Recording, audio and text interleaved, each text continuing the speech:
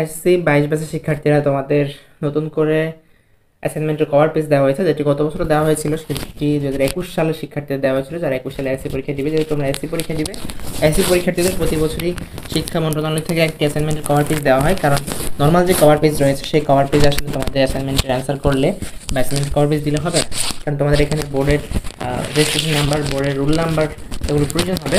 কারণ একটা সময় দেখা যাবে যে এসএসসি পরীক্ষায় কিছু নাম্বার অ্যাসাইনমেন্টের উপর নিতে পারে, কারণ বর্তমান যে পরিস্থিতি, শিক্ষা প্রতিষ্ঠান বন্ধ এখন পর্যন্ত, তো দেখা যেতে পারে যে অ্যাসাইনমেন্টের উপরও তোমাদের যেই পরীক্ষা এসএসসি পরীক্ষার সাথে এক্সট্রা করে অ্যাসাইনমেন্টের নাম্বার যুক্ত করা হতে পারে। তখন এই অ্যাসাইনমেন্টগুলো কিন্তু বোর্ডে নেওয়া হবে।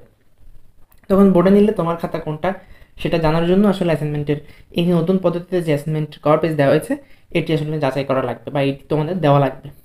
তো আগে থেকে যদি তোমরা এটা দিয়ে দাও তাহলে আর নতুন এখন যে অ্যাসাইনমেন্ট কভার পেজগুলো ইউজ করছো সেগুলো আর ব্যবহার করা লাগবে না। এবং এই কভার পেজ কিন্তু স্কুল থেকে দিবে না, এটা তোমার নিজেদেরই প্রিন্ট করা লাগবে।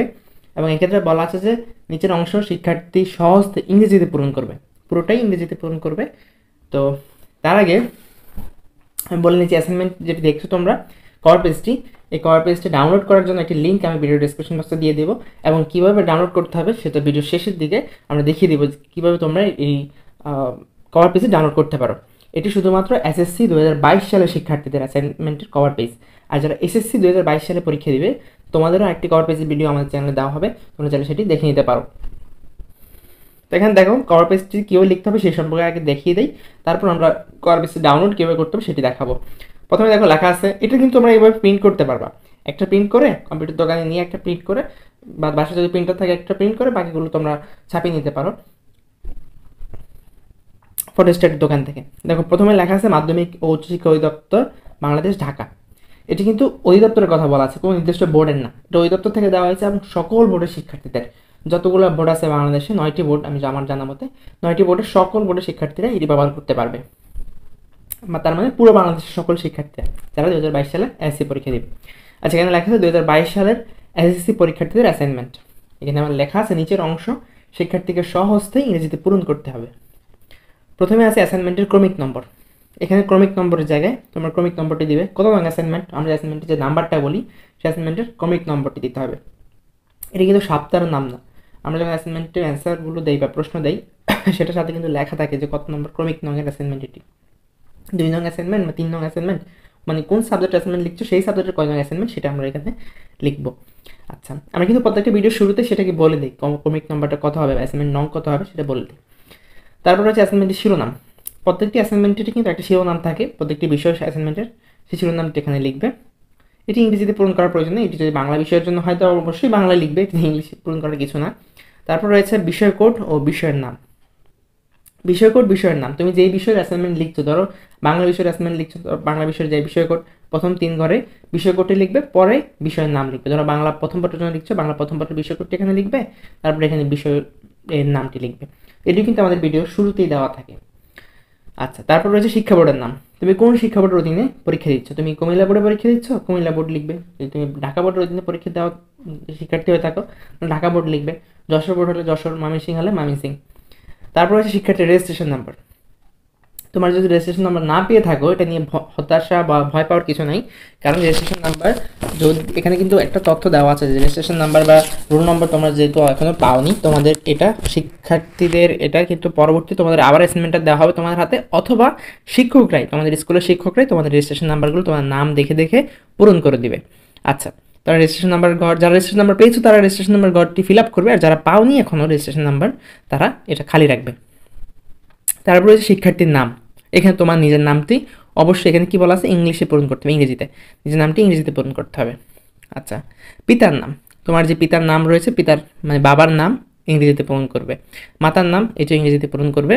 তারপর এই অংশে দেখতে পাচ্ছ নিচের অংশ মূল্যায়ন করে শিক্ষক পূরণ করবেন, প্রাপ্ত নাম্বার ইংরেজিতে লিখতে হবে। এটা পুরোটাই টিচার লিখবে, মানে তোমাদের স্কুলে যে শিক্ষক তোমার অ্যাসাইনমেন্টের খাতাটি দেখবে বা অ্যাসাইনমেন্টটি দেখবে সেই শিক্ষক এটি পূরণ করবে। কোনো শিক্ষার্থী এখানে কোনো রূপ নাম্বারিং করবে না, যদি নাম্বারিং করে তার অ্যাসাইনমেন্টটি বাতিল হয়ে যাবে। আবার বলে দিচ্ছি, নাম্বারিং যদি করে অ্যাসাইনমেন্টটি বাতিল হয়ে যাবে। এটি হচ্ছে সম্পূর্ণ শিক্ষকদের জন্য, স্কুলে যে শিক্ষক রয়েছে শিক্ষকদের জন্য। এখানে শিক্ষকটা নাম্বার বসাবেন, সর্বমোট নাম্বার, মোট নাম্বার বসিয়ে সর্বমোট নাম্বার লিখবেন। তারপর শিক্ষক তার নিজের নামটি লিখবেন এবং শিক্ষকের স্বাক্ষর দিবেন। এটি কিন্তু পরে তোমরা যখন স্কুলে জমা দিয়ে দিবে তারপর শিক্ষক এটি করবেন, এটি তোমাদের দেখার বিষয় না। তারপর যেটি লেখা আছে দেখো, নিচের অংশ প্রতিষ্ঠান কর্তৃক পূরণ করতে হবে। নিচের যে অংশ এটা প্রতিষ্ঠান কর্তৃক পূরণ করতে হবে, তবে দেখা যায় যে শিক্ষা প্রতিষ্ঠান থেকে বলে দেয় যে এই অংশটুকু তোমরা নিজেরা পূরণ করে নেবে। মানে এখানেও যদিও লেখা আছে শিক্ষা প্রতিষ্ঠান পূরণ করবে, কিন্তু এটা শিক্ষার্থীদের পূরণ করা লাগে কিছু কিছু অংশ, সেটা আমি দেখিয়ে দিচ্ছি কোন কোন অংশটুকু শিক্ষার্থীরা পূরণ করবে। প্রথমে দেওয়া আছে বিষয় কোড ও বিষয়ের নাম।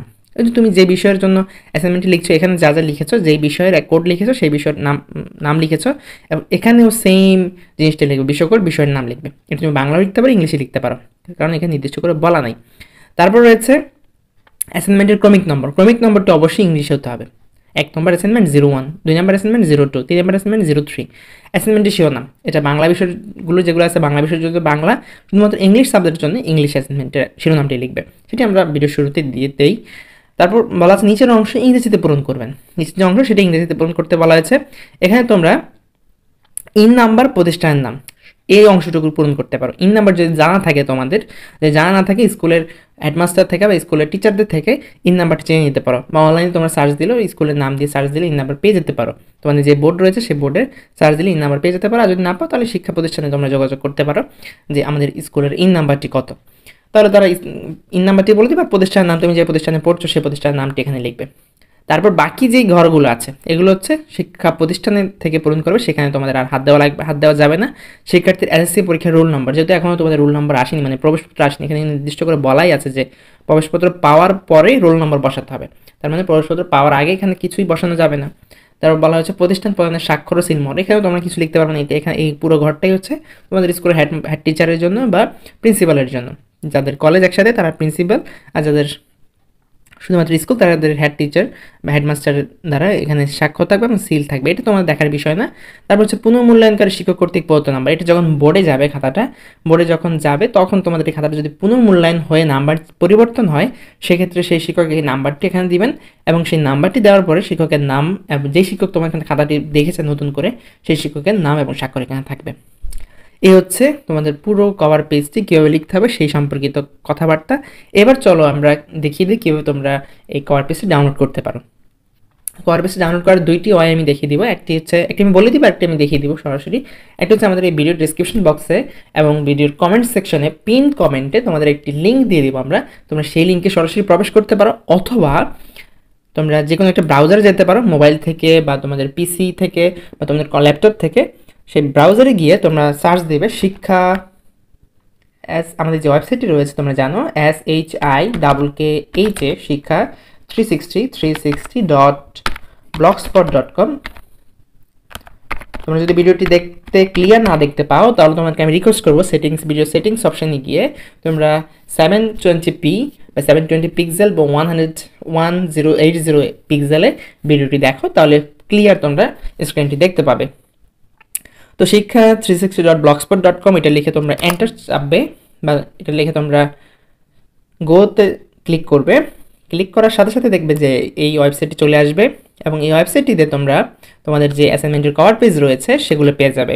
যেহেতু আমরা আজকের এই ভিডিওতে SSC 2022 সালের শিক্ষার্থীদের কভার পেজ দেখাচ্ছি, তোমাদের কভার পেজটি রয়েছে আমাদের অ্যাসাইনমেন্ট অ্যান্সারের SSC 2022 যে অ্যাসাইনমেন্টের ট্যাগটি রয়েছে সেই ট্যাগের আন্ডারে। এখান থেকে তোমরা ক্লিক করতে পারো, অথবা তোমরা একটু নিচের দিকে এসে SSC 2022 অ্যাসাইনমেন্ট অ্যান্সার, এখানে তোমরা দেখতে পাচ্ছ যে অ্যাসাইনমেন্টের cover page PDF download, SSC 22 assignment cover page PDF download. আরেকটা কিন্তু রয়েছে SSC 22, তোমরা SSC 22 দিবা না, অবশ্যই তোমাদের SSC 22 ক্লিক করতে হবে। আচ্ছা, ক্লিক করার পর আমরা কি করব? ক্লিক করার পর পেজটা একটু লোডিং হবে, তোমরা নিচের দিকে চলে আসবে, তোমরা চাইলে এই অংশটুকু পড়ে নিতে পারো। আচ্ছা, আমরা যখন নিচের দিকে আসবো আমরা দেখতে পারবো যে কী কী জিনিস আছে। এখানে আমাদের যে ভিডিওটি সেই ভিডিওর লিঙ্কসটা এখানে দেওয়া থাকবে। যারা আমাদের সরাসরি ওয়েবসাইটে চলে আসবে তাদের তো ভিডিওটি দেখা লাগবে, তা নাহলে তারা কীভাবে পূরণ করবে সেটা সম্পর্কে তারাও নিতে পারবে না। আচ্ছা, তারপর কভার পেজের একটি স্যাম্পল দেওয়া আছে, এখান থেকে তোমরা স্যাম্পলটি দেখে নিতে পারো। তো স্যাম্পল তোমার এখানে কেউ ডাউনলোড করবে না, কারণ স্যাম্পলে আমাদের যে ওয়েবসাইটের লোগো আছে সেটি দেওয়া আছে। তোমরা সরাসরি তোমাদের যেইটি তোমরা ব্যবহার করবে খাতায় সেটি ডাউনলোড করবে। এখানে দেখো লেখা আছে খুব সুন্দর করে, download SSC 2022 cover page here, এখান থেকে ডাউনলোড করতে হবে। তবে এখানে বলা আছে 30 সেকেন্ডস টু ওয়েট, 30 সেকেন্ড এখানে ওয়েট করতে হবে। তো এখানে ডাউনলোড নাও নামে যে অপশনটি রয়েছে সেই অপশানে ক্লিক করবে। ডাউনলোড নাও অপশানে ক্লিক করার সাথে সাথে তোমরা দেখতে পাচ্ছ সেকেন্ডের যে টাইমারটি সেটি আপ ডাউন হচ্ছে, মানে 30 সেকেন্ড থেকে কমতেছে। এখন 22 সেকেন্ডে আছে, এবার কমতে কমতে যখন সেকেন্ডের মানে কাউন্টডাউন শেষ হয়ে যাবে তখন এখানে দেখতে পাবে যে ক্লিক হেয়ার নামে একটি অপশন চলে এসেছে বা ডাউনলোড করার পেজ নামে একটি অপশন চলে আসছে। তোমরা তখন সেই অপশানে ক্লিক করলে সরাসরি তোমাদের যে মোবাইল থেকে করো বা ল্যাপটপ থেকে বা পিসি থেকে করো, যেখান থেকে করবা সেখান থেকেই সরাসরি তোমার ডাউনলোড যেই ফোল্ডার রয়েছে সেখানে সেই কভার পেজটি চলে যাবে। দেখো এখানে চলে আসছে, কিন্তু টাইমার 30 সেকেন্ড কিন্তু ওয়েট করতে হবে সবাইকে। 30 সেকেন্ড ওয়েট করার পর ডাউনলোড SSC 22 কভার পেজে ক্লিক করার সাথে সাথে দেখতে পাচ্ছি নতুন একটা উইন্ডোতে নিয়ে গেছে, এবং সেই উইন্ডোতে নেওয়ার পরে আমার ইন্টারনেট একটু স্লো আছে।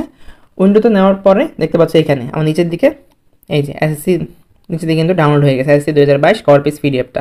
এখানে এই যে নিচের দিকে আমি যেহেতু ল্যাপটপ থেকে করে দেখাচ্ছি, দেখো এটা ডাউনলোড হয়ে গেছে আমাদের কম্পিউটারে। এখন তোমাদের কম্পিউটারের ডাউনলোড ফোল্ডারে গিয়ে কিন্তু এটা দেখে নিতে পারো এবং খুব সহজেই চাইলে প্রিন্ট করে নিতে পারো। আশা করছি বুঝতে পেরেছ। তো ভিডিওটি যদি ভালো লাগে বেশি বেশি বন্ধুদের মধ্যে শেয়ার করে দাও, যাতে তোমার বন্ধুরা দেখে উপকৃত হতে পারে। আজকের মধ্যে এখানে আমরা বিদায় নিচ্ছি কম্পিউটার স্ক্রিন থেকে। আশা করছি ভিডিওটি বেশি বেশি বন্ধুদের মধ্যে শেয়ার করে দিবে। ধন্যবাদ সবাইকে।